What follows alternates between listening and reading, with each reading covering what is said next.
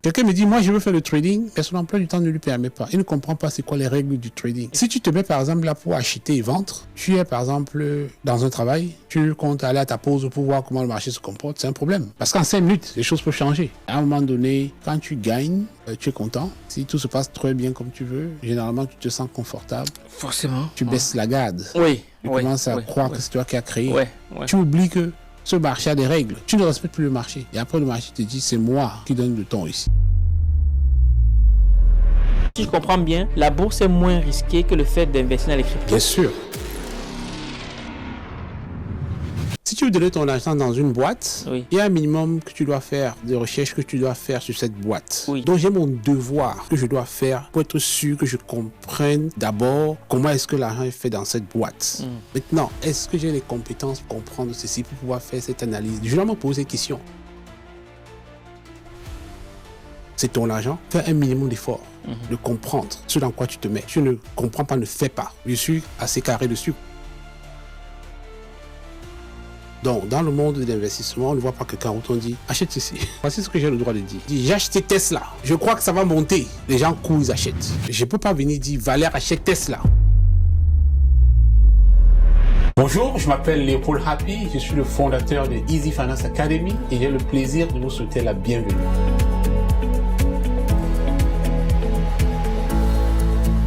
Pourquoi est-ce que tu n'investis pas dans les crypto-monnaies? Je dirais que j'ai investi dans la crypto-monnaie d'une manière alternative, pas directement. C'est-à-dire?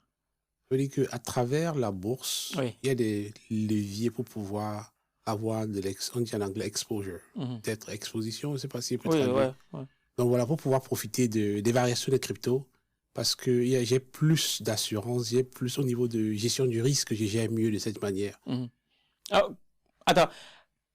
Quand tu dis exposure ou bien exposure, je ne sais pas trop comment ça se traduit. Bon, je ne sais pas comment on dit ça en français. Oui, mais en français facile, ça veut dire quoi? Genre, s'il faut expliquer. Si j'achète par exemple une position sur Apple, sur Google, je peux dire que j'ai l'exposure. I have the exposure. Donc, comment je peux dire ça en français? Je ne sais pas comment vous dites ça. Bon, j'ai une position sur Google. Oui, tu as une position sur Google. Voilà. Mais du coup, je ne vois pas le rapport avec les cryptos. Oui, en bourse aussi, on a des leviers parce que le monde de la bourse est beaucoup plus réglementé. Je peux contrôler mon risque avec des outils. Que je maîtrise, que je comprends mieux. J'ai moins de risques que si je vais directement sur le monde de la crypto. Ah, donc si je comprends bien, la bourse est moins risquée que le fait d'investir dans les cryptos. Bien sûr. Comment ça? Parce qu'on a beaucoup d'outils. Parce que numéro un, d'abord, il y a une réglementation qui suit. Mais dans les cryptos aussi, il n'y a pas de réglementation. Non, il n'y a pas de réglementation. C'est maintenant qu'on essaye de voir qu'est-ce qu'on peut mettre sur pied. Parce qu'au départ, la crypto a été créée pour essayer déjà de contourner le système qui est là. La Réserve fédérale, par exemple, c'est un organisme aux États-Unis qui va gérer un peu certaines transactions, déterminer comment l'économie va fonctionner, comment l'argent va fonctionner. Et par exemple, tu es au Cameroun, tu veux faire un virement dans tel pays, on te dit tu vas où avec ça? Il faut payer tel frais. On a essayé de trouver un moyen de décentraliser ceci, trouver un moyen où on peut transférer de l'argent sans que personne n'ait le contrôle, sans que personne te pose la question. Ça fait que maintenant, tu es exposé. Imagine un pays dans lequel il n'y a pas de réglementation, où c'est un peu l'anarchie. Si tu es escroqué, tu vas te plaindre à qui? Donc, avec la banque, c'est différent. Parce que le gouvernement a quand même mis des mesures pour pouvoir contrôler un certain nombre d'informations. Si je m'en vais à la banque, par exemple, pour retirer de l'argent, on va m'identifier. Il y a ce qu'on appelle le KYC. Donc, on connaît ton client, c'est qui, il s'appelle comment, il est né où, c'est quoi son adresse. Il y a la traçabilité. Donc, toi, tu es pour que les banques continuent d'exister? Je suis pour que mon argent soit en sécurité. Et pour toi, l'argent est en sécurité lorsque c'est dans les banques? Mon argent est en sécurité quand il est protégé par une réglementation. Pas nécessairement bancaire? Bon, disons que le système dans lequel on fonctionne a quand même un certain nombre d'exigences. Je veux mettre mon argent à la banque, je veux être sûr qu'au moment où je m'en vais le retirer, qu'on me le donne. Je peux avoir par exemple un wallet, un porte-monnaie, je le contrôle avec un code. Mais si je le perds, j'ai des personnes à qui je peux aller demander, par exemple. Mais justement, oui, ok, on a personne. Mais est-ce que l'argent qu'on a dans son wallet, c'est possible que ça se perde? Parce que ce que j'ai cru comprendre, les crypto-monnaies sont supportées par la technologie blockchain. Et cette technologie-là, justement, c'est une technologie, entre guillemets, je ne sais pas si c'est le bon terme, libérale. Tout le monde a accès, on peut tracer. Donc, est-ce que c'est possible qu'on perde de l'argent dans son wallet? Je dirais oui et non. Oui, dans la mesure où, numéro 1, si tu perds tes accès, tu n'as pas un autre moyen d'aller dire j'ai oublié mon mot de passe. Mais ça, c'est premier. Mais il n'y a pas toujours mot de passe oublié dans ce truc? Non, il n'y a pas possibilité. Si tu perds tes accès, tu ne pourras plus les retrouver. D'une certaine manière, il n'y a personne à qui tu peux aller dire j'ai perdu mes accès. Attends, là, tu viens de me lâcher une bombe, là. Attends, pour être sûr de bien comprendre, ça veut dire que j'ai mon wallet. Supposons que tu as le Bitcoin. Oui. Tu as un accès, un code, n'est-ce pas? Oui. Qui te permet d'y accéder. À l'espace ou alors à mon wallet? À ton espace, à ce que tu as. Si tu perds tes accès, si tu perds les accès, si tu donnes tes accès à quelqu'un, par exemple, cette personne peut accéder, peut avoir accès, n'est-ce pas? Mais si tu les perds, si tu oublies, par exemple, il n'y a pas un autre moyen, tu peux aller dire, s'il vous plaît, ceci est arrivé, j'ai un trouble de mémoire, je veux qu'on réinitialise mon mot de passe. Ça n'existe pas dans ce monde. Mais comment ça appartient à des plateformes, puisqu'il y a une plateforme qui gère ton wallet? Bon, disons que je n'ai pas envie d'aller trop en détail sur la crypto, je veux aller juste d'une manière générale. Je ne veux pas aller dans les technicalités. Maintenant, deuxième problème que je vois avec ceci, c'est le fait que si tu es anarchiste, par exemple, il y a beaucoup de responsables, beaucoup de PDG des compagnies de crypto qui sont enlevés de plus en plus. Ils sont enlevés, pourquoi? Parce qu'ils ont créé des sociétés. Quand la crypto a explosé, on peut voir que telle personne a telle quantité de ressources financières. Tout à fait, on te braque, on te demande de virer. Une fois que tu vis, là, il n'y a pas moyen de tracer. On ne sait pas qui t'a demandé. Donc, si par exemple, je suis escroqué, on me met peut-être le pistolet aux oreilles, on me demande de virer. C'est difficile de traquer où et dans quel compte l'argent est parti. À la banque, c'est pas possible. À la banque, on sait que c'est sorti du compte A, c'est dans le compte B. Donc, pour toi, la banque serait plus sécurisée? Bien sûr. OK. Bon. Par exemple, il y a eu la bulle financière qui a eu donné naissance justement aux crypto-monnaies, c'était en 2008. Je ne sais pas si tu te rappelles. Oui, la crise de 2008. La crise de 2008, subprime. Oui. Est-ce que pour quelqu'un qui avait mis son argent dans la bourse, est-ce que son argent aurait été protégé? Son investissement aurait été protégé? Bon, disons que dans la bourse, il y a des outils pour contrôler ton risque. Tu as mis ton argent dans la bourse comment? Il y a des compagnies qui ont eu des difficultés, qui ont eu des grosses chutes. Si tu arrives à acheter ces compagnies-là, et que ça dépend du type de compagnie d'abord. Numéro 1, on a parlé dans les épisodes précédents, l'éducation te permet de savoir où est-ce que tu mets ton argent, et tu mets ton argent dans les compagnies dont je dirais, les compagnies qui ont une faible probabilité de disparaître du business, n'est-ce pas?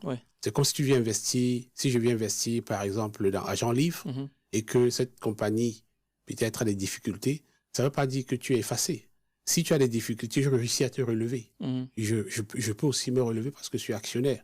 Donc, pendant la crise de 2008, il y a plusieurs compagnies qui avaient eu des difficultés, qui étaient temporaires. Mais les compagnies qui étaient solides ont eu la possibilité de se relever très vite, contrairement aux compagnies qui dandinaient.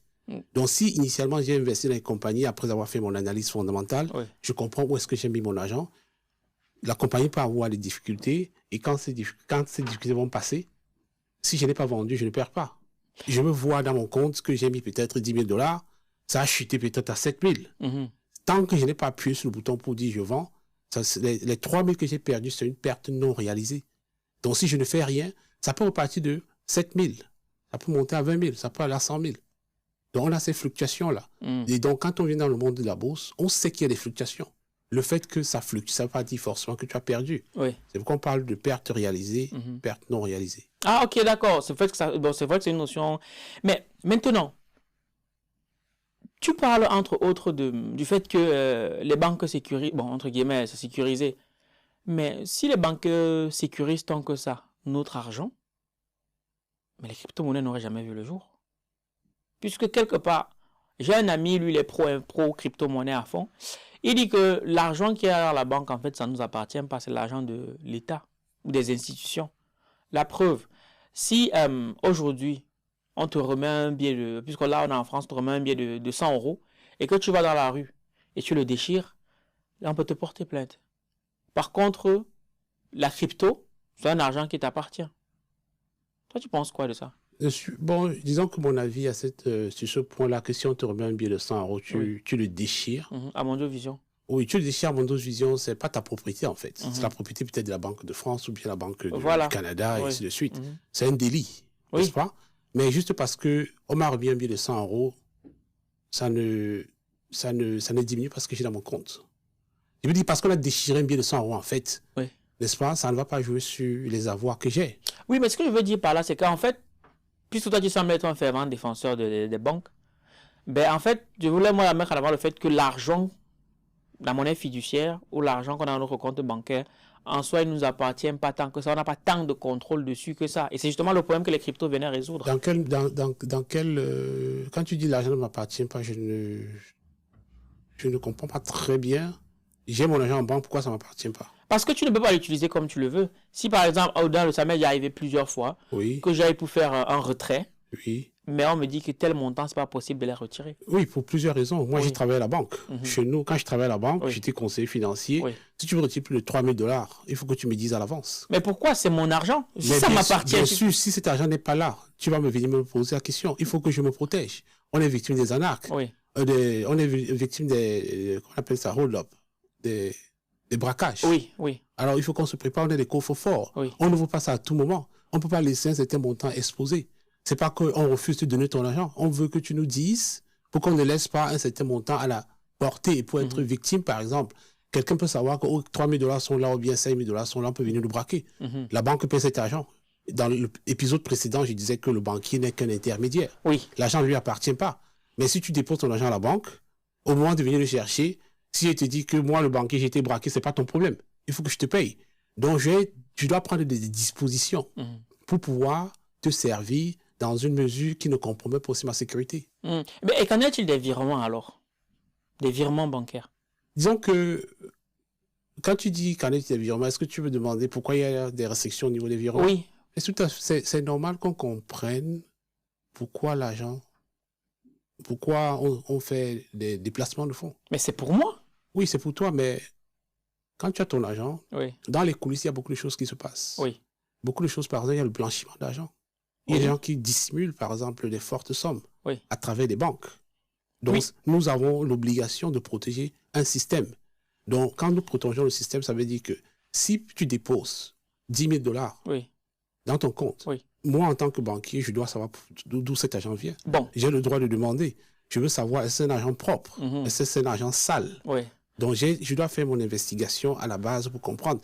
Mais tant que j'ai remarqué ou bien j'ai constaté que c'est une source fiable, pourquoi est-ce que je devais t'empêcher de prendre ton argent? Mais moi, j'ai le cas à ma mère. Moi-même, des fois, ça m'est arrivé que, bon, ils savent que j'ai mon boulot, j'ai les virements que je fais quotidiennement. OK, dans mon compte bancaire, là, il y a un peu plus de 50 000 €. Et là, je veux faire un virement de 5 000 €. Oui. Moi, on me dit que j'ai un plafond à 4 000. Bon, généralement, tout ça, c'est toujours des mesures de sécurité. Parce qu'il y a, par exemple, au niveau des cartes bancaires, pour faire sortir des fonds, soit même minimum. Oui. Nous, on a été arnaqués plusieurs fois. Je veux dire, la banque même. On nous a détourné des grosses sommes. Parce qu'on a ouvert. Même ici en France, quand je viens là, de temps en temps, je mets ma carte je verrouille ma carte. Parce que si on me sort 5 000 $ sur ma carte et que ce n'est pas moi, le temps que j'aille m'aligner pour faire la transaction, pour faire la réclamation, j'ai pas ce temps, par exemple. Donc, on a... Initialement, ce sont des mesures de protection, ce sont des mesures de sécurité. Parce qu'une fois de plus, le banquier n'est pas le propriétaire d'argent. Le banquier, c'est un intermédiaire. Dans l'épisode précédent, je mentionnais que si, par exemple, Jeannette a 1 000 $ dans son compte, dont elle ne s'en sait pas, moi, Happy, le banquier, je peux dire, Jeannette, est-ce que tu sais que je peux te donner 1% ou 2% sur ton argent? N'est-ce pas? Je m'en vais voir Pierre. Est-ce que tu as besoin d'une carte? Je passe cet argent à Pierre à 20%. Pierre me paye, je vais rembourser 1 ou 2% que j'ai promis. Donc, je suis juste l'intermédiaire qui facilite le transfert de fonds entre les deux. Et moi, le banquier, je prends une assurance pour me rassurer que si cet argent se perd, je suis couvert. Donc, ça fait que chaque fois qu'il y aura... Et les gens vont rôder autour de moi puisqu'on sait que je suis l'intermédiaire, j'ai de l'argent. Je suis victime tout le temps des braquages. Donc, je dois me protéger. Donc, je dois pouvoir mettre des moyens de protection pour pouvoir gérer ma propre sécurité. J'ai travaillé à la banque, on nous a braqué plusieurs fois. Ah oui. Et généralement, le braquage se passe, tu ne sais même, ton collègue ne sait même pas. Comment ça? Est-ce que tu nous racontes? On aime bien les anecdotes comme ça. Bien sûr. Parfois, aujourd'hui, quand on braque, parfois, on ne vient plus avec le fusil. Comment on fait? Le monsieur peut venir à la caisse. Oui. Il te donne un petit mot. Ça, c'est un braquage. Ah oui? Bien sûr. Non. Même celui qui ne le sait pas. Non. Ça, c'est un braquage. Libère les fonds. Et comment, et après, quoi, il te montre un fusil? Mais il te dit, je suis armé, libère les fonds.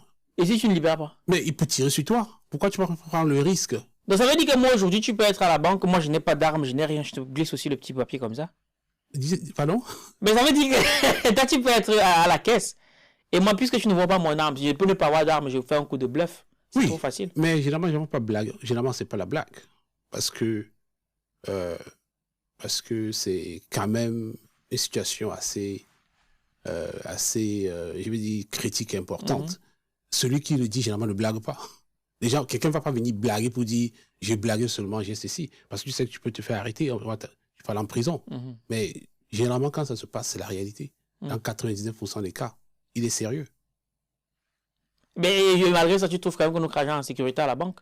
Je trouve que l'argent est en sécurité en banque parce que quand tu as l'argent, à un moment donné, continuer à faire de l'argent, c'est aussi protéger ce que tu as. Je ne pense pas qu'il y a un meilleur endroit que la banque pour garder son argent. Ah oui? Oui, ça c'est mon avis. Maintenant, quand l'argent va être en banque, bien sûr, il y a ce qu'on va appeler l'inflation qui va éroder cet argent, qui va diminuer la valeur. Je peux utiliser des outils pour battre l'inflation, tels que l'investissement en bourse, qui va me générer plus que la valeur de l'inflation. Si je garde l'argent sous l'oreiller, c'est pas une bonne... Oui, non, on est d'accord, c'est pas la bonne... Et ça me rappelle même, j'ai un ami, quand je suis au Canada, il avait une histoire qu'il veut toujours raconter. Il me disait, Happy, il y avait un monsieur qui avait, au Cameroun, à l'époque, on utilisait les matelas avec les zèbres, là. Apparemment, le couple dormait sur un matelas fait avec les zèbres. Et un jour, la femme est sortie. Elle est venue trouver plus tard que le mari avait nettoyé toute la maison. Il avait acheté un nouveau matelas. Apparemment, quand le mari nettoyait la maison, il est tombé sur une liasse d'argent que sa femme avait gardée en dessous. Alors, il a dit, mais comment peut être là en dehors sur un matelas en herbe alors que ma femme a autant d'argent? Le monsieur allait, il a acheté un matelas mousse. Et il a nettoyé la maison correctement. Quand sa femme est arrivée, il dit, chérie, j'ai acheté un très très beau matelas. Et la femme était très fâchée. Elle n'était pas contente. Elle ne célébrait pas. Et le monsieur se demandait, mais pourquoi elle ne célèbre pas? Elle, son souci, c'était que l'argent qui était en bas là. Oui, forcément. Ça allait où? Elle n'a pas le courage de demander non plus. Donc, ça veut dire, quand les gens sont sous le matelas, c'est pas en sécurité. La maison peut prendre feu, n'est-ce pas? Oui, et il y a même, si tu parles, la maison peut prendre feu. Dans le livre de Jean-Samuel Nochongwe, lui aussi, c'était un grand entrepreneur au Cameroun à une époque. Et lui, il ne comprenait pas qu'il faut mettre l'argent à la banque. Et à chaque fois, il laissait l'argent à la boutique. Il avait une caisse dans laquelle il mettait une caisse à métal. Il se disait, même si ça prend feu, l'argent ne risquera rien.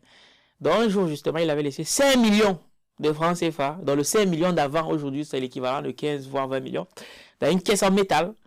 Sauf que ce jour-là, c'est une nuit en rentrant, ça a brûlé, ça a pris feu, le magasin a pris feu. Mais lui, il était serein, il se disait, l'argent était dans la caisse. Donc, quand il va, il ouvre la caisse, les billets étaient nickel. Wow. Ça n'avait pas bougé. Ça, c'est beaucoup de chance. Attends, c'est pas tout. Mais quand il met la main pour prendre, c'était de la cendre. Waouh. Ça me surprend pas. Ça me surprend pas. Non, je pense que jusqu'au preuve du contraire, je pense que la banque, c'est le meilleur endroit pour garder son argent. Oublions les petits à côté là, on va me prendre ceci, ça perd de la valeur. Ça, c'est le pauvre qui réfléchit comme ça, quoi. Tous ces grands hommes-là, quand on parle des riches du monde, là, vous croyez qu'ils gardent l'argent sous l'oreiller? Mais si c'est le cas, oui. On a quand même vu Donald Trump qui a validé les crypto-monnaies aux États-Unis. Mais ça n'empêche pas qu'on garde l'argent à la banque. Si j'ai de l'argent à la banque, ça ne m'empêche pas de valider la crypto. Je veux être flexible, je veux pouvoir diversifier. Mais ça ne veut pas dire que je rejette tout un système qui est là depuis des centaines d'années, qui fonctionne. Mais dans la logique des gens, c'est qu'ils veulent se débarrasser des contraintes bancaires lorsqu'ils vont dans les cryptos. Non, pas forcément.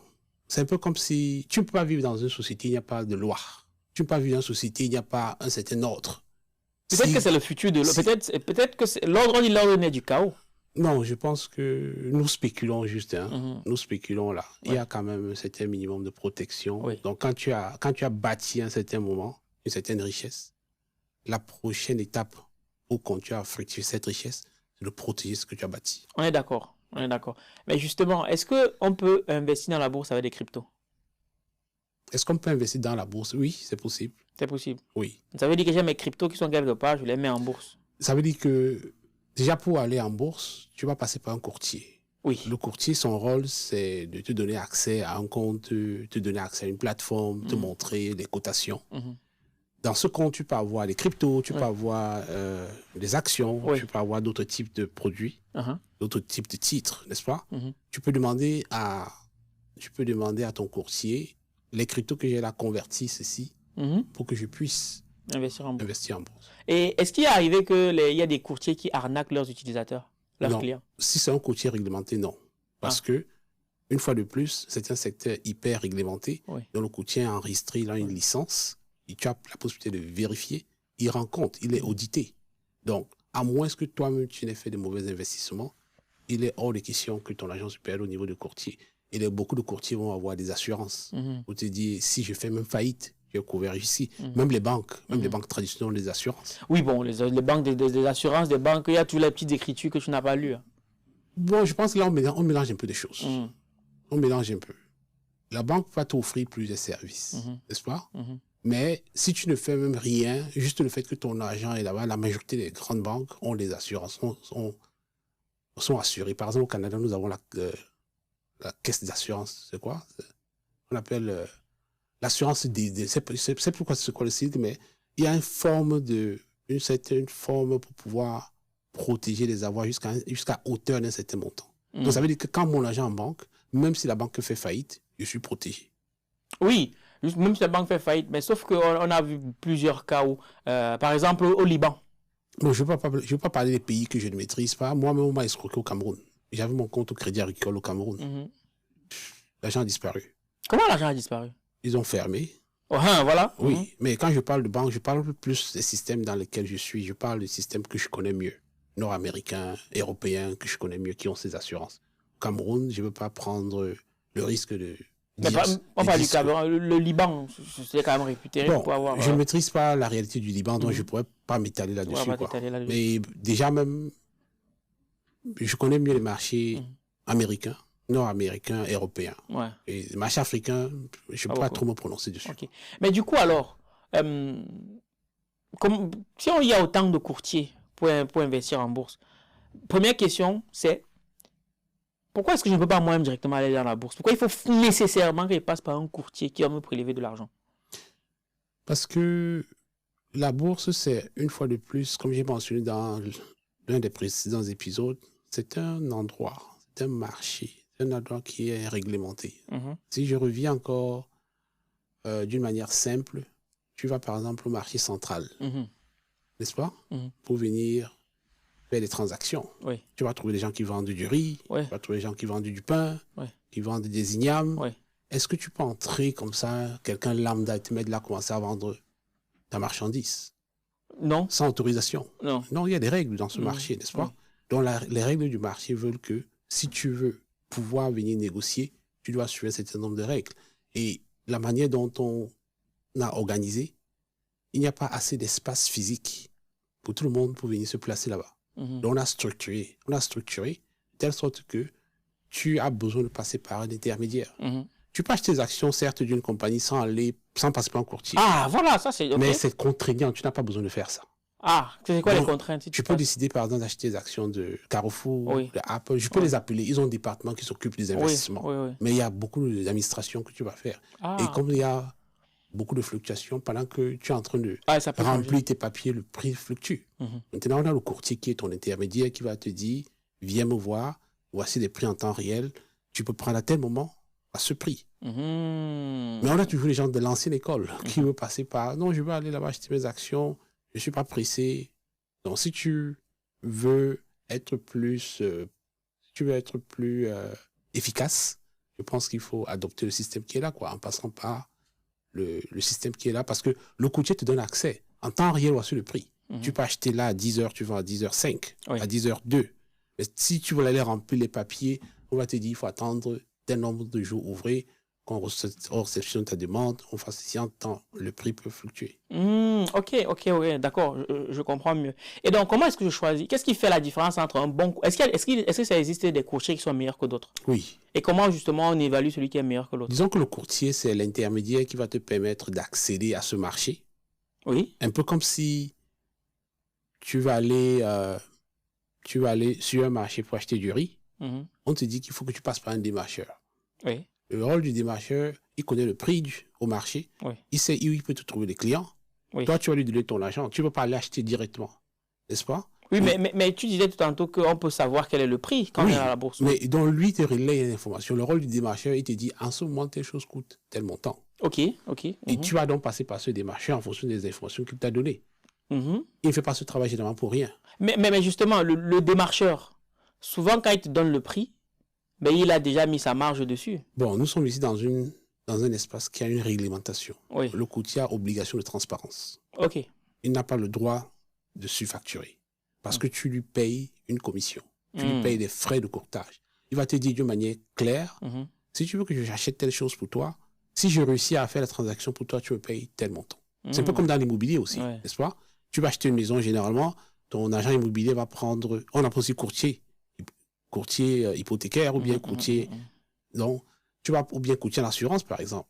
Il est là, il est enregistré, il a une licence, il doit faire des efforts pour protéger cette licence. Il y a ce qu'on appelle... il doit être intègre et rendre compte. Donc, s'il réussit à faire la transaction pour toi, il peut te prendre un pourcentage sur la transaction ou bien un forfait. D'accord. OK. Et donc, comment je fais alors pour choisir mon courtier? Bon, oui, si je reviens à ta question, tu me demandais est-ce qu'un courtier peut être meilleur que l'autre? Oui, bien sûr, parce que certains courtiers vont faire plus de recherches que d'autres. Certains courtiers vont donner plus de détails sur ce que tu recherches. Oui. Certains courtiers vont te donner... Bon, ici, nous allons utiliser des plateformes pour exprimer notre intérêt sur une position qu'on va acheter. Certains courtiers vont te donner beaucoup plus de détails que d'autres. Ils vont aller faire des analyses. Parfois, ils vont te demander aussi plus de frais que d'autres. Donc, si je suis, par exemple, quelqu'un qui est sur le marché, qui va aller vite, qui veut faire du trading, j'ai besoin d'un courtier qui est aussi rapide. J'ai besoin d'un courtier qui me donne l'information en temps réel. Un autre courtier peut te dire, je peux te donner ça, mais avec 15 minutes de retard. Mais tu ne payes rien ou bien tu payes beaucoup moins. Donc, on va voir, quand je vais ouvrir le compte ou bien quand je vais créer ceci, je vais voir quel est le courtier qui répond le mieux à mes besoins. Par exemple, nos étudiants, quand ils viennent dans l'académie, dans notre première formation, nous identifions les meilleurs courtiers par rapport à leur réalité. On pense que tu peux aller avec ce courtier. Le courtier aussi a d'autres services qui met à ta disposition, comme par exemple te donner de l'argent. Comment ça me donner de l'argent? Donc, il peut te donner un prêt pour que tu investisses en bourse. OK. Et il prend un intérêt sur cet argent. Donc, dans l'épisode précédent, je disais par exemple que tu peux lui donner $1000 ou 1000 euros. On te fait dépenser 4 000, n'est-ce pas? Donc, le courtier peut te dire, je te donne un prêt, tu prends cet argent pour acheter, tu me dois le montant que tu as pris. Et tu payes tel pourcentage d'intérêt dessus. D'accord. Et toi, pour revenir à toi, tu as qui comme courtier, du coup? Oh, j'ai plusieurs. Pourquoi avoir plusieurs courtiers? Parce que j'ai plusieurs comptes dans plusieurs banques. Oui. Et parce qu'aussi j'enseigne, j'ai besoin de savoir c'est quoi les différentes plateformes. J'ai besoin d'être familier avec ces plateformes. J'ai besoin de comprendre comment ça fonctionne de telle sorte que si j'ai un étudiant dans tel pays qui me dit je suis bloqué ici, que je puisse intervenir, que je puisse comprendre de quoi il est question. N'est-ce pas? Ça, c'est l'une des raisons pour lesquelles j'ai plusieurs comptes et plusieurs courtiers. D'accord. Ici en France, par exemple, on a par exemple Boursorama, on a Bourse Direct, qui sont certains courtiers. On a Interactive Brokers aussi qui offre ici. Il y a plein d'autres courtiers qui offrent des plateformes. Et là, pour revenir justement au truc de la bourse pure, est-ce qu'il y a des techniques d'investissement en bourse? Un peu comme je pense un peu au trading, il y a le scalping, il y a le holding. En bourse, est-ce qu'il y a des techniques? Oui, bien sûr.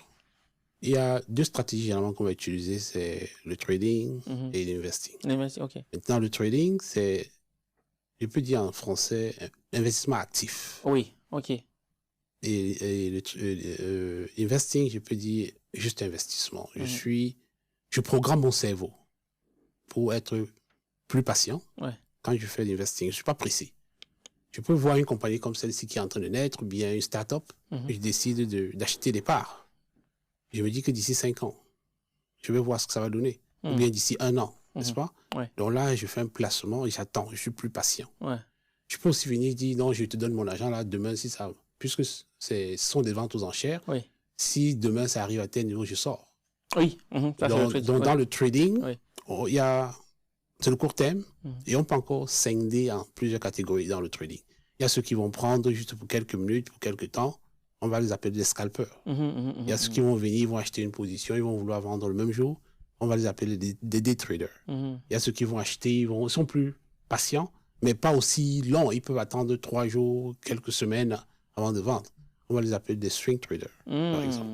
Ok. Et ce serait donc quoi la meilleure stratégie de trading lorsqu'on est en bourse? Participez à la 4e édition du Week-end de l'écrivain. Rendez-vous ce samedi 3 mai au Salon de l'Aveyron à Paris pour des conférences, panels et ateliers. Plus de 1500 participants attendus, des speakers de renom et une multitude de stands à découvrir. Inscrivez-vous vite sur argentlivre.com, les places sont limitées. Événement sponsorisé par Copili.io. Je dirais que la meilleure stratégie dépend de beaucoup d'éléments. Oui. Qui es-tu d'abord, financièrement? C'est quoi le rapport? Quel genre de personnalité tu as? C'est quoi le rapport avec le trading? Parce qu'il y a des gens qui, dès qu'ils payent $100, là, le monde peut s'arrêter, quoi. Donc, je reviens encore mon temps coupe-sommeil dont j'ai parlé. Donc, tu as parlé dans le président. Je peux avoir mes $1000 là, pour que le sommeil entre là, il faut que $1000 là soient en banque. Si ça disparaît seulement, si ça fluctue seulement de $1000 à $900, là, mon sommeil s'arrête. Ouais. N'est-ce pas? Ouais. Je peux avoir $1000, je vois, ça va à $500, je dors paisiblement. Ouais. Donc, nous avons les différentes sensibilités, on n'est pas tous pareils. Ouais. Donc, il n'y a pas la meilleure stratégie en bourse. Nous allons voir c'est quoi le profil de la personne, son profil d'investisseur. Il peut supporter quel genre de risque. Donc, on va évaluer en fonction de son niveau de tolérance au risque, en fonction de sa capacité. Je peux me dire que j'ai envie de prendre le risque alors que je ne peux pas. N'est-ce pas? Il y a vouloir et pouvoir. Ouais. Tu peux venir là, tu dis, banquier, s'il te plaît, donne-moi un prêt de 100 000. Est-ce que tes ressources permettent qu'on te donne ce prêt de 100 000? Est-ce que tu vas rembourser? Donc, tu veux, mais tu ne peux pas, n'est-ce pas? Donc, on va aussi regarder par rapport à ta réalité, qu'est-ce qui est logique. Donc, et en fonction de ces éléments, quand on a fait cette analyse, on peut décider donc de te proposer un certain type de produit qui correspond à cette réalité-là. Donc, d'une manière générale, je ne dirais pas qu'il y a la meilleure stratégie en bourse. Parce que nous sommes différents, nous avons des sensibilités différentes. Nous allons évaluer les profils en fonction des types de titres qu'on a mis sur le marché et dit ceci pourrait te correspondre. Ok, donc on va d'abord. Ok, d'accord, je comprends mieux. Et tu as parlé du trading, tu as parlé de l'investing. Bon, des deux, c'est quoi la meilleure du coup? Je pense que c'est la question que je viens de répondre. Donc, ça dépend du profil de chacun? Ça dépend du profil. Et tu peux combiner aussi les deux. Ok. Combiner les deux dans la mesure où tu peux acheter, quelqu'un qui a un certain montant, je prends peut-être quelqu'un à $5 000 ou 5 000 euros. Ouais. Il peut dire, sur mes 5 000, peut-être je mets 3 000 dans une bonne compagnie. Ouais. Je ne suis pas pressé. Ouais. J'attends. Ouais. Les autres 2 000, je peux aller sur une stratégie de court terme. Ouais. J'utilise ces 2 000 pour essayer d'acheter et revendre. Ouais. Si je génère plus, peut-être les gains, je prends pour bâtir le long terme. Parce que, qu'on ne vous trompe pas, hein, quand on regarde le S&P 500, l'économie américaine, elle ne cesse de monter. Si tu regardes sur 10 ans, sur 30 ans, quoi qu'on dise qu'il y a fluctuation, tu vas voir qu'on a minimum 10% de retour sur investissement. Minimum. Donc, ça veut dire que je peux me coucher là, je prends juste des positions je peux justement positionner par rapport à une économie et je vois qu'avec le temps, je génère, malgré les fluctuations qu'il y a. D'accord. Mais est-ce que tu recommanderais alors à quelqu'un d'aller se lancer à la bourse et d'investir sur le Tesla? Bon, disons que les informations que je donne ici, ce n'est pas des recommandations. Je n'ai pas le droit. Ouais. Je n'ai pas le droit de dire à quelqu'un, achète ceci, n'achète pas ceci. Parce que justement, il y a une réglementation tout autour. Oui. Dans ce monde-là, on ne dit pas à quelqu'un va acheter ceci, va faire ceci. Okay? Je peux expliquer comment ça marche. Je peux te dire ce que moi je peux faire. Mais je ne vais pas te dire parce que je ne te connais pas. Parce que dans le monde de la bourse, le conseiller en investissement, il est un peu comme le médecin. Tu peux voir, si tu es dans la santé, n'est-ce pas? Oui, bien sûr. Est-ce que tu peux voir quelqu'un qui passe là, tu dis, prends-moi tel médicament. Tu sais qu'il souffre de quoi? Bon, si je suis un charlatan, je peux. Voilà. Ouais. Donc, il faut que tu puisses le réceptionner chez toi et que tu puisses diagnostiquer de quoi il a, c'est quoi son mal. N'est-ce pas? Tu analyses son besoin. Et que tu sois autorisé à prescrire. Oui, c'est vrai. C'est vrai que tu as une licence pour pouvoir prescrire. Bien sûr. Voilà, donc c'est la même chose. Donc, dans le monde de l'investissement, on ne voit pas quelqu'un où on dit, achète ceci. Il faut que je voie, est-ce que toi là, si tu payes tes $500, ça peut te dire. Donc, on va faire cet examen. Est-ce que tu es autorisé déjà à le faire? Est-ce que tu as une licence pour donner des conseils? Ok. Bon, oui. Aujourd'hui, on peut bien être entre amis. Non, il n'y a pas l'ami dedans. Non, je peux venir te demander ton avis. Je te dis, ok, toi, je te vois, tu es dedans. Je veux investir chez Tesla. Est-ce que toi, tu serais ok? Qu'est-ce que tu en penses? Voilà. Moi, je te demande ton avis. Je te retourne la question. Toi, tu es médecin. Oui. Je veux te dire, j'ai vu un médicament à la pharmacie. Oui. Ça vient de sortir. Oui. Toi, tu es médecin. Est-ce que tu penses que je devrais prendre ce médicament? Je vais te demander de quoi tu souffres. Je vais essayer d'examiner ça. Bien sûr. Ça. Exactement. Ouais. Tu vas tout faire pour voir est-ce que ce médicament, est-ce qu'il a des effets secondaires tout le bazar, ouais. Parce que à la fin de la journée, tu peux plutôt créer des complications chez la personne. Mais du coup, comment dire ça? Pour quelqu'un qui veut investir, par exemple, dans la bourse, qui vient te demander ton avis, c'est peut-être que quelque part, il a besoin de l'avis d'un expert. Mais à t'entendre, l'investissement en bourse, ou bien le choix d'un produit financier, est toujours fonction de la personne. Oui, parce qu'en matière d'argent, là, on n'est pas pareil. D'accord, ok. En matière d'argent, si ton ami te donne, vous mangez des beignets haricots ensemble, tu lui donnes $1000, tu dis, remets-moi les $1000, c'est dans un an. Ou bien, n'est-ce pas? S'il paie $300 dessus, tu vas le voir différemment. Oui. Bon, l'argent, c'est quelque chose, c'est le nerf de la guerre. Mais du coup, ça veut dire que tous ceux qui disent, il s'est souvent arrivé que, par exemple, des gens comme Elon Musk balancent un truc sur les réseaux et disent, mais investissez dans ça. Ça veut dire qu'on ne doit jamais les écouter alors? Il n'a pas le droit de le dire. Parfois, on leur porte plainte. Oui, mais ça veut dire qu'on ne doit jamais les écouter. Bon, il y a ceux qui prennent le risque. Voici ce que j'ai le droit de dire. Oui. J'ai le droit de dire, j'ai acheté Tesla. Je crois que ça va monter. Les gens courent, ils achètent.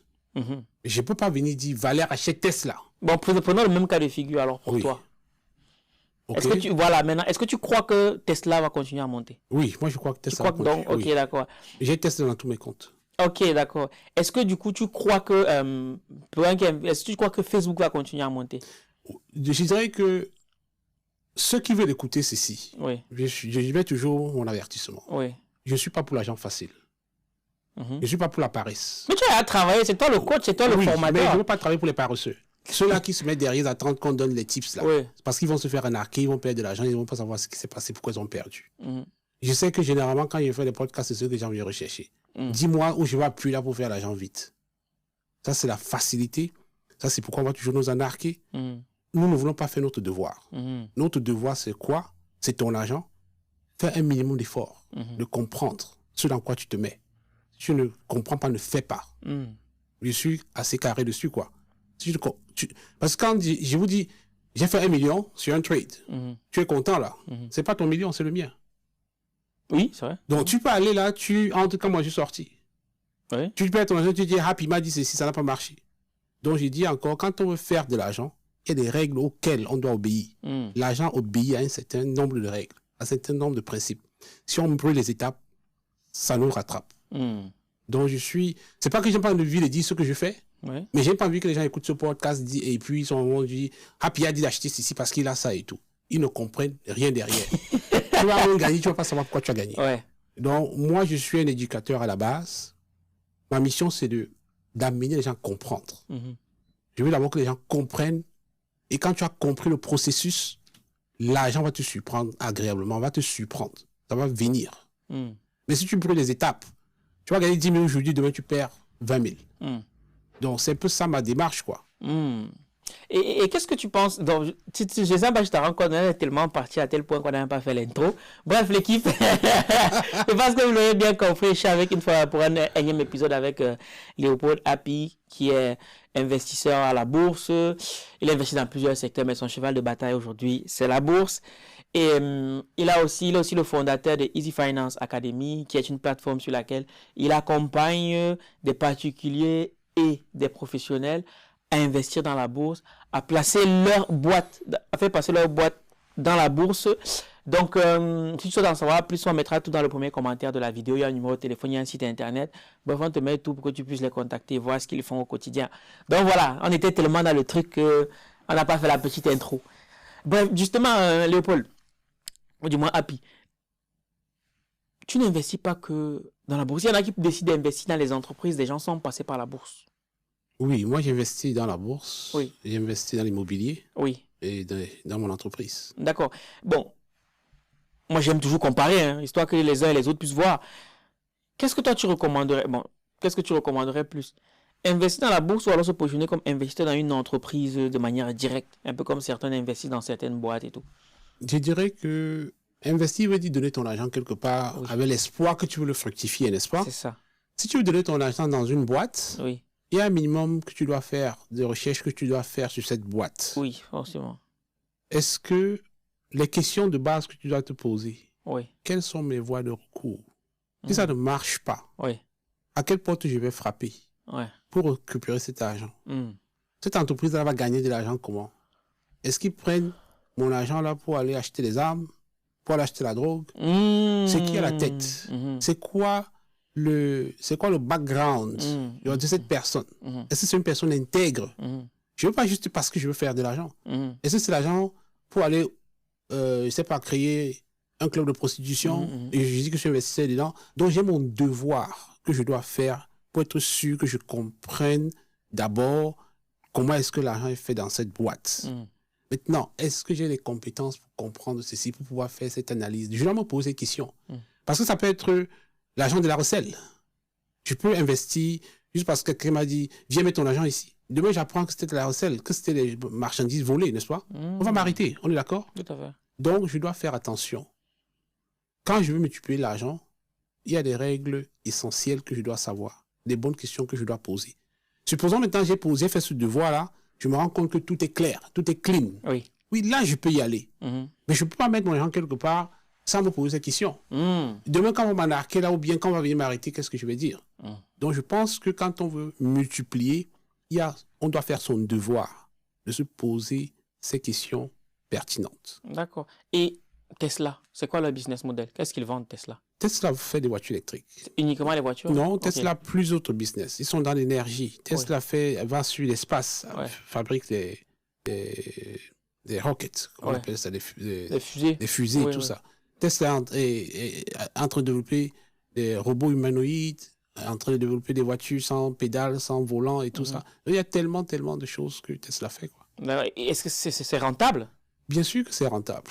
Bien sûr que la compagnie est rentable. On peut regarder c'est quoi son chiffre d'affaires. Aujourd'hui, Elon Musk est l'homme le plus riche, n'est-ce pas, du monde. Oui, bon, on dit chiffre d'affaires, mais le plus important, c'est surtout la marge. Quelle marge? La marge bénéficiaire, parce qu'on peut faire un gros chiffre d'affaires, mais si les charges sont à 95%, est-ce qu'on vraiment... Oui, je suis d'accord avec toi, mais jusqu'à présent, la compagnie est très profitable. Oui, la compagnie est très profitable. Il y a des moyens de voir les investisseurs vont dans la compagnie parce qu'ils justement ils trouvent de la valeur dedans. Et donc, et par exemple, Donald Trump fait une sortie fracassante il y a quelques mois par rapport aux crypto-monnaies et tout. Donc toi, tu estimes que une sortie comme celle-là, si on prend en compte ce que tu as dit en amont, que voilà, je ne dois pas te dire, je dois avoir diagnostiqué, machin, truc. Tu estimes qu'une sortie comme celle-là est très dangereuse? C'est très dangereux. Donald Trump, on sait que c'est quelqu'un qui aime le show. Oui. N'est-ce pas? Ouais. Avec sa femme, là, les cryptos sont basés sur quoi? Si tu reviens sur les questions qu'on a posées tout à l'heure, il va gagner l'argent comment? On sait qu'il va tweeter. On sait que c'est les médias qui vont faire que ça monte. Donc, c'est les réseaux sociaux, c'est le bruit qu'il va faire. Donc, les gens vont juste suivre les tendances des réseaux pour que ça monte. Quand ça monte là, tout le monde veut vouloir se lancer dedans. Quand ça descend, tout le monde va vouloir sortir. C'est pas comme ça qu'on établit un bon investissement. Si je prends, par exemple, une compagnie, je vais investir dedans, Apple, c'est un exemple, ou bien Microsoft. Je vais me demander, ils vendent quoi? Ils vendent des iPhones, par exemple. Ils vendent des ordinateurs. Est-ce que quand je marche là, déjà même dans le métro, en route, tu vois, des gens utilisent ce produit. Est-ce qu'en général, les gens on les satisfait de ce produit? Est-ce que le service à clientèle de cette compagnie semble fonctionner? Est-ce que c'est une compagnie qui innove? Donc, c'est quelle est la probabilité que cette compagnie disparaisse? Donc, je me pose ces questions-là, quoi. Et après, je vois quand même que c'est appuyé sur quelque chose. Pareil pour Carrefour. Si j'investis dans une compagnie comme Carrefour, est-ce que quand je vais là-bas, je vois qu'il y a le rang? Est-ce que je vois qu'il y a le trafic là-bas? Les gens achètent. Tu vois? L'investissement n'est pas compliqué. Depuis notre bas âge, par exemple, on boit certaines boissons, on prend certaines boissons, on consomme certaines boissons. le coke. Oui. On se brosse les dents avec le dentifrice Colgate. On se lave avec tel savon depuis notre bas âge.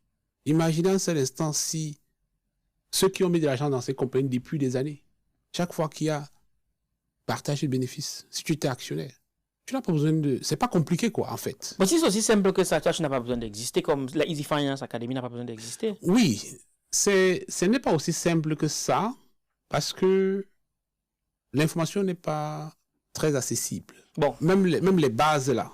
Attends, comme tu le dis, là. Hein. Oui. Il y a quelqu'un qui écoute ce podcast aujourd'hui. Oui. Et on voit tous que tout le monde, plus ou moins, utilise Apple. Tout le monde, plus ou moins, est sur Facebook, TikTok, Instagram.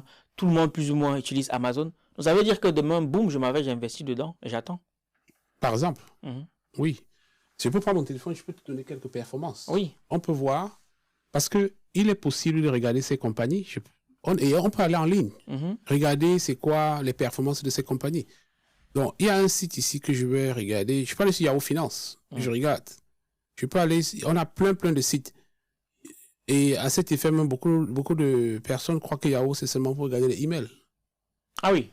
Oui, tu peux aller regarder c'est quoi les prix les variations des compagnies. D'accord. Donc, je vais donner ici un site qui s'appelle barchat.com. Donc, je peux ouvrir maintenant pour voir. Celui qui avait investi dans Apple il y a 5 ans, il y a 2 ans, il y a 1 an, ou bien dans Nvidia. Donc, il y a plein de compagnies. Je crois que la connexion est un peu lente, ouais, j'ai l'impression. Bref, si on va sur même sur Yahoo Finance, si on va sur ces sites-là, je vais essayer le deuxième téléphone ici pour voir. Bref, l'équipe, finalement, je te laisse regarder parce que moi, je me dis, si c'est aussi simple que ça, s'il faut voir l'expérience client, le nombre de clients qui se ruent vers les produits, je me dis peut-être que finalement, je n'ai pas besoin de faire de grosses études. C'est-à-dire, je vais à la bourse. Avec je maîtrise un peu les techniques pour aller à la bourse. Je vais dedans, je regarde, ok, parce que là, tout de suite, je pense Apple, je pense Amazon, je pense TikTok, je pense Google. Je pense, voilà, dans toutes ces... Je pense GAFA. Oui. Et je me positionne uniquement sur les GAFA. Et tu restes tranquille. Mais du coup, c'est quoi la nécessité d'entrer alors chez Easy Finance Academy alors que j'ai déjà ces leviers-là que j'ai? Disons que les gens viennent chez nous parce qu'ils ne savent même pas que ceci est possible. Et une fois que tu viens chez nous, on te montre que c'est possible, tu auras d'autres questions. Quand tu vas voir peut-être l'action de Apple que tu achètes à $225, du coup que ça va descendre à $200, ça paie peut-être $25, tu vas trembler. Tu vas nous poser la question, mais pourquoi ça descend? On va t'expliquer. Voici, ça descend parce qu'il y a plus de vendeurs maintenant, plus de ventes d'enchères. Oui. Calme-toi. C'est juste une perte non réalisée. Si tu n'appuies pas dessus, tu vends, tu ne payes pas. Ça peut remonter. Donc, tu peux acheter. Il y a des gens qui achètent, ils ne suivent même pas ça tout le temps. Ils laissent. Pourtant, ça fluctue. Ça fluctue. Et puis après, un instant, si ce site-là s'ouvre, je vais te donner quelques... C'est important qu'on ait ces performances-là. On va voir. Barchat. Bref, l'équipe, pendant que Happy cherche, je rappelle, l'épisode est sponsorisé par Easy Finance Academy. Mais c'est pas parce que c'est sponsorisé par Easy Finance Academy qu'on va les lâcher. Tu vois, non? Donc, il faut qu'ils nous donnent ils nous expliquent les choses. Oui, je peux vous donner les pépites. Oui, il faut nous donner les pépites. Mais je n'aime pas les paresseux, quoi. Parce que tout à l'heure, il a dit un truc là, il sent que les pro-crypto, là, ils vont commencer à beaucoup s'agiter. Disons que dans la crypto, je trouve qu'il y a plus de risques. Ah oui? Je trouve qu'on peut se faire arnaquer très vite. Oui. Et justement, beaucoup d'arnaqueurs, utilisent, les malfaiteurs utilisent le monde de la crypto pour vous arnaquer, n'est-ce pas? Et puis, si tu perds ton argent, tu ne sais pas où tu vas aller. On peut te vendre le rêve et tout ceci. Tu as moins d'outils pour pouvoir contrôler. Je ne dis pas qu'il ne faut pas investir dans la crypto, mais je ne pense pas que ce n'est pas là qu'on devrait commencer. Je pense que je peux mettre une petite partie de mon portefeuille là pour diversifier. Et là que Donald Trump vient avec la réglementation qu'ils essayent de mettre en place, c'est beaucoup rassurant. C'est beaucoup rassurant, mais c'est encore une phase très, très initiale. Où on veut mettre certaines mesures pour pouvoir permettre à certaines personnes de se sentir plus en sécurité. D'accord. Mais tant que ce n'est pas encore là, c'est comme si tu viens là me dire, je suis au Canada ou bien en France, tu dis, allons investir dans les meublés au Cameroun, là. Je ne dis pas que ça ne va pas marcher, mais la probabilité qu'on m'en arque est très élevée. On est d'accord? Ouais. Si on me vend le terrain là-bas jusqu'à ce que je construis dessus, après on me dit que non, en fait, le terrain là même, tu sais que c'était une famille. Nous, on n'avait pas le droit de vendre. Donc, toutes ces histoires que je n'ai pas moyen de vérifier. Je ne dis pas que tous les investissements dans la crypto sont faux, non. Mais je veux dire que la probabilité que ça se passe mal est très élevée. Il y a trop de fluctuations. Et ça fluctue souvent en fonction du bruit. Des choses que je ne contrôle pas. Et généralement, c'est le buzz. Ok. En tout cas, c'est bon à savoir parce que par rapport à la bombe qu'a lâchée Donald Trump récemment, beaucoup de choses se sont agitées, beaucoup de gens se sont lancés dedans. Et du coup, bon... Moi, je suis dedans. Mais je ne suis pas dans ce que Donald Trump a lancé lui-même. Je suis dans la crypto en passant par les outils boursiers, où je sais que je contrôle mieux. J'ai des assurances que si ça se passe mal, je récupère mon argent. Ah, ok. Oui. Ok. C'est toujours bon à savoir. Du coup, tu trouves... Pour une raison, c'est comme si... c'est la connexion qui ne veut pas s'ouvrir. Bon, c'est pas grave. Ouais. Bref, rejoignez Easy Finance Academy, vous aurez plus d'informations, même sur le site internet. Bref, ou alors, il y a un numéro de téléphone qu'on met dans le premier commentaire. Allez contacter ce numéro-là, vous aurez les réponses à vos questions. Surtout que j'ai pu comprendre que tu donnes des masterclass gratuites. Oui, on fait des masterclass en permanence. C'est sur notre site. Je pourrais donner le lien aussi qu'on pourrait mettre ici dans la description. Mais sinon, nous offrons des masterclass. Ça se passe sur Zoom, généralement des samedis. Oui. Bon, c'est pas chaque samedi consécutif. Nous devons programmer parfois chaque 2 à 3 semaines. Vous pouvez venir dans l'académie, nous poser des questions, assister à une séance, découvrir qui nous sommes, décider si ce que nous faisons vous parle. Nous, on ne force personne. On pense que notre message ne s'adresse pas à tout le monde. Mais je pense qu'il y a des gens, par exemple, qui ont fait peut-être des études très poussées, parfois ont des boulots, ils ne sont pas satisfaits, se sentent frustrés, se disent que mais moi, avec tout ce que j'ai travaillé, je devrais être à tel niveau. Comment se fait-il que je n'arrive pas? Je veux comprendre telle chose. Donc tout cela, j'aimerais comprendre comment l'argent fonctionne. J'aimerais comprendre c'est quoi l'éducation financière. J'aimerais pouvoir arrêter de faire 2 boulots. J'aimerais pouvoir m'offrir ce que je veux. J'aimerais pouvoir aller en vacances. J'aimerais pouvoir aussi prendre un jour business class pour voir qui est là-bas. J'aimerais pouvoir lancer mon business. Donc, tout ceci, nous parlons à ces gens. J'aimerais pouvoir profiter de mon potentiel. J'aimerais pouvoir faire plus. Je sais que je suis capable. Donc, nous, on travaille beaucoup avec aussi la confiance en soi, le développement personnel. On développe ceci. Et puis, on donne la possibilité à tout le monde qui veut découvrir ce que nous faisons. Ok. Ouais, moi, c'est inédit. Une masterclass, surtout que tu animes des masterclass offertes de 3 heures. Oui, c'est environ 3 heures. C'est du costaud. Qui peut y assister? Est-ce que c'est n'importe qui? Tout le monde. Tout le monde qui est curieux. Tout le monde qui veut apprendre. Tout le monde qui s'intéresse à comment l'argent fonctionne. Tout le monde qui s'intéresse au développement personnel. Oui. Donc... Et il y a une question qui te revient très souvent. Est-ce que c'est possible de rejoindre Easy Finance Academy depuis l'Afrique? Oui, on a beaucoup d'étudiants en Afrique. Ah, ok. On a des étudiants dans plusieurs pays africains, Gabon, Cameroun, Côte d'Ivoire, Tchad, un peu partout, quoi. Sauf le Congo. Pourquoi? Il y a un embargo avec le Congo. Pour l'instant, on n'a pas encore trouvé moyen d'ouvrir le compte. Parce que le courtier que nous recommandons ne veut pas ouvrir le compte à ceux qui sont au Congo. Ah, ok. Il pourrait avoir un plan B, mais nous, on n'a pas encore la solution. On n'a pas encore la solution. Oui. Est-ce qu'il existe des courtiers africains? Bien sûr. Ah oui? Oui. Ah, je ne savais pas. Oui, il y a des courtiers africains. Ou alors, c'est une représentation, quoi. Comme, comme en Côte d'Ivoire, il y a plusieurs courtiers. Il y a des compagnies qui sont allées s'installer là-bas, qui offrent. Il y a aussi la bourse en Afrique. Hein. Oui, ça, j'ai cru comprendre. Il y a des courtiers ça, aussi, oui. Mais quand tu dis qu'il y a la bourse en Afrique, par exemple, je sais que la bourse en France, c'est le CAC 40. Bon, le CAC 40, c'est pas vraiment la bourse. C'est juste... quand tu peux venir dans un marché. Oui. Marché central. Oui. Je suppose qu'il y a un marché central dans plusieurs pays. Oui, forcément. Voilà. Donc, dans le marché, supposons qu'il y a 1000 personnes qui vendent le marchandise. Si je veux savoir comment le marché là, se comporte, quel est le chiffre d'affaires du marché ou bien comment ce marché s'est comporté aujourd'hui, je n'aurais pas besoin d'aller compter chacun des 1000 commerçants pour avoir une idée. Tout à fait, oui. Tu peux dire parmi là, peut-être je prends les 40 grossistes. Oui. Il y a 1000 comptoirs, mais les 40 ici là sont les grands grossistes du marché. Oui. Je peux me fier à eux. Oui. Je veux voir comment ils sont comportés. Ça va me donner une lecture. Donc, quand on dit CAC 40, ça veut dire que sur le marché boursier français, il y a plusieurs compagnies. Les 40 ici, là, représentent les 40, ceux qu'on a choisis pour pouvoir lire. Ah, ok, d'accord. D'accord. Ok. Donc, il y a plus de 40 compagnies. On a choisi les 40 là pour avoir une idée rapidement de ce qui se passe ici. Mais des compagnies ces compagnies-là, les compagnies qui sont dans le CAC 40, ça peut changer. Oui, ça peut changer. Donc maintenant, pour que tu figures parmi ces compagnies, on peut te dire qu'il faut que ton chiffre d'affaires sur les 3 dernières années soit consécutif, minimum temps. Si tu ne remplis pas ces conditions, t'enlèves. D'accord, oui, ça se comprend en même temps. Ok. Bon, je pense qu'on aura longtemps épilogué. Je pense que Happy a répondu à toutes les questions comme d'habitude. Il n'a fait aucune question. Il n'est pas très pro-crypto, comme vous avez pu le comprendre. Bref, dites-nous ce que vous avez pensé en commentaire, crypto, bourse. Il y a forcément des gens qui font les deux. D'ailleurs, tu le fais aussi. Donc, dites-nous ce que vous en avez pensé en commentaire. Ça pourra faire un bel échange. Et si vous avez des questions, n'hésitez pas à les mettre en commentaire. Et si on a beaucoup de questions, on pourrait organiser un live sur les réseaux pour que Happy puisse répondre en live aux différentes questions que vous pouvez vous poser sur le sujet. Donc, Happy, ta caméra, elle est là.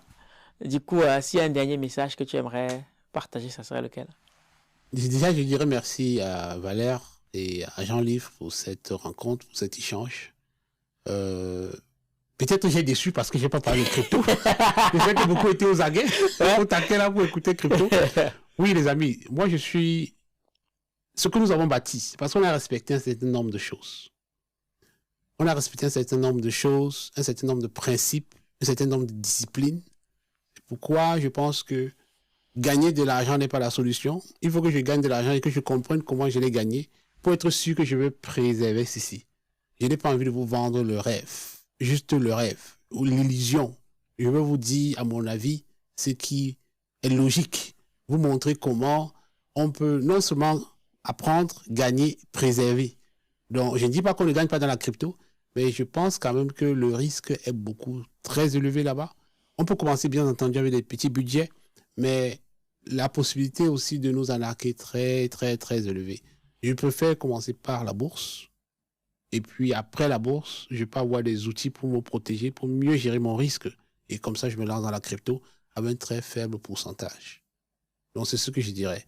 Donc, si vous avez soif de connaissances, si vous avez besoin encore de savoir, si vous avez besoin de savoir davantage, contactez-nous à Easy Finance Academy. Nous allons avoir le plaisir de vous accompagner et de vous écouter. Merci. Amen, au pluriel, amenez. C'était Valère Bélias et Léopold Happy sur le podcast Argent Livre pour ce énième épisode autour de la bourse. Et on se donne rendez-vous au prochain numéro.